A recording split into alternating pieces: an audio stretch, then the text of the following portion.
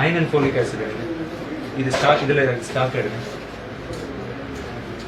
இது இதுங்களுக்குலாம் கொடுக்குறீங்களா இல்லையா கர்ப்பிணிக்கு? கொடுக்குறோம் சார். சார் ஆக்சுவலி இது வந்து விஹெச்எம்ஸ் அவங்க வந்து ஏரியாவில் போகும்போது கொடுத்துருவாங்க சார். இங்கே வந்து டியூஸ்டே ஃப்ரைடேல வந்து ஏஎம்சி கிளினிக் ஓபி வரும்போது எங்கிட்ட கொடுத்துருவாங்க சார். அவங்களுக்கு மட்டும் இது நம்ம நீங்கள் ஸ்டாக் காட்டுங்க.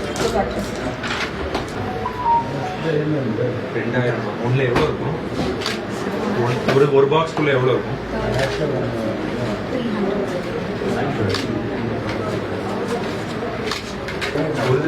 15 டாக்டர். 6 30 60. So 60 into 15 900. So 900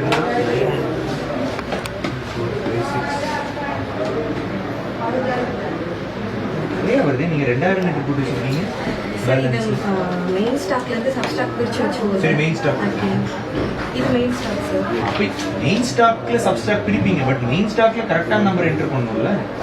6000க்கு மேல இருக்கு, நீங்க 2000 என்டர் பண்ணி வச்சிருக்கீங்க சார். இதுவும் இப்போ ரீசெண்டா இது எங்க 81ல போட்டுருக்கீங்க. சும்மா அதான் சொல்லக்கூடாது. 81க்கு அப்புறம் நீங்க என்ட்ரியே போடல.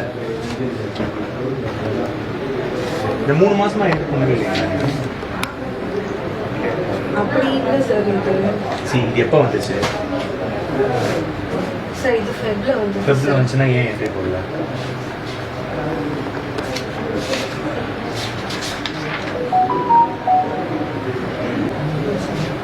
இதெல்லாம் காரணம் சொல்லக்கூடாது. ஏங்க நீங்க மலுப்புறதுக்குலாம் எங்களுக்கு தெரியாதா என்ன பண்றோங்க?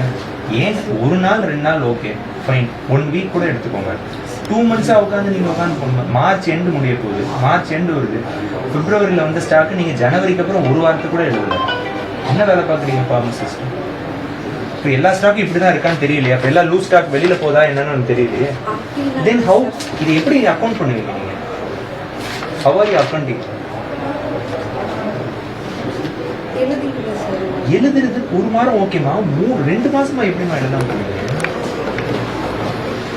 நீ அது பார்க்கணும்ல. எப்படி தள்ளுங்க, வேற எதாவது எடுங்க.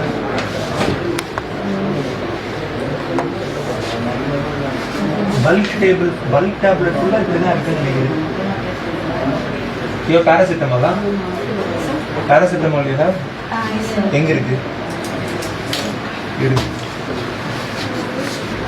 எதெல்லாம் ஸ்டாக் இருக்கோ கையில் இருக்க ஸ்டாக் நீங்க எல்லாம் முதல்ல போடுது. இப்படி பண்ணா என்ன இருக்கும்? ஒரு 5-10 பரவாயில்ல, 6000 டேப்லெட் இருக்கு, நீங்க 500 டேப்லெட் போடுவீங்க.